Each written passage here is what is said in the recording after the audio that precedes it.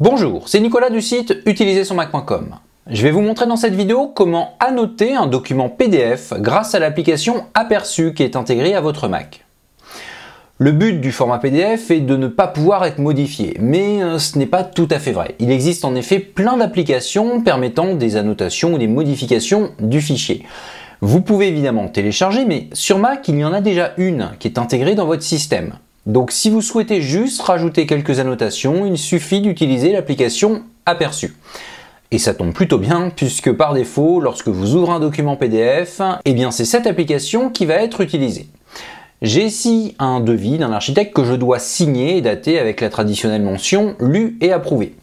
Plutôt que d'imprimer ce PDF, de le remplir à la main, puis de le scanner afin de pouvoir l'envoyer, je vais juste afficher la barre d'outils d'annotation.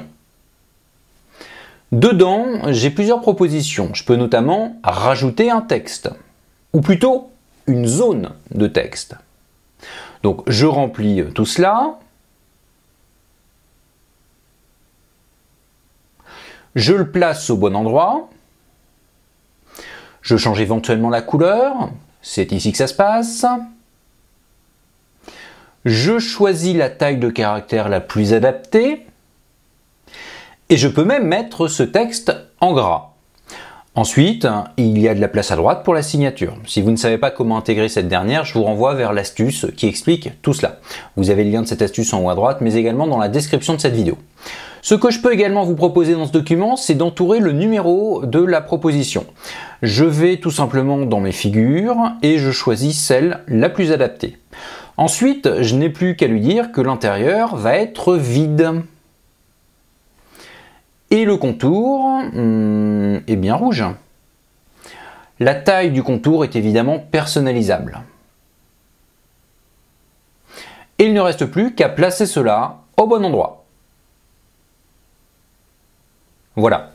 Le document PDF que j'ai reçu a été annoté en 2 temps 3 mouvements. Je n'ai plus qu'à l'enregistrer et à le renvoyer par email. Je précise bien que c'est Aperçu qui a fait le travail, donc il n'y a pas que les documents PDF qui peuvent être annotés. Effectivement, si vous ouvrez une image dans le Finder, c'est l'application Aperçu qui est utilisée par défaut. Cette boîte à outils est finie.